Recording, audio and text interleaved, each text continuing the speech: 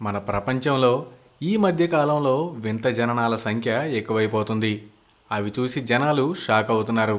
రీసెంట్గా ఓ గొర్రె కడుపున మనిషి రూపంలో ఉన్న వింత జీవి పుట్టింది. ఆ వివరాల్లోకి వెళ్లే ముందు ఇంతకు ముందు జరిగిన కొన్ని సంఘటనల్ని ఓసారి చూద్దాం.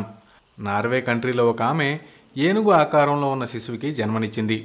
బీహార్లో ఓ మహిళకి ఏకంగా ఏలియన్ రూపంలో ఉన్న పసికందు పుట్టాడు. ఇండియాలోనే మరో ప్రాంతంలో ఓ దూడ కడుపున మనిషి రూపంలో పెట్టిన శిశువుకి అక్కడి వారు విష్ణుమూర్తి అని పూజలు కూడా చేశారు. ఇప్పుడు అలాంటి ఇన్సిడెంటే సౌత్ ఆఫ్రికాలోని ఓ అటవీ ప్రాంతంలో జరిగింది. ఓ గొర్రె కడుపున మనిషి రూపంలో ఉన్న శిశువు పుట్టింది. ఆ శిశువుకి కాళ్ళు చేతులే కాదండోయ్, చేతి వేళ్లకి గోళ్లు కూడా ఉన్నాయి. ఈ వింత శిశువును చూసి అక్కడి వారు షాక్కి గురయ్యారు. ఇది దెయ్యమే అని డిక్లేర్ చేసేశారు.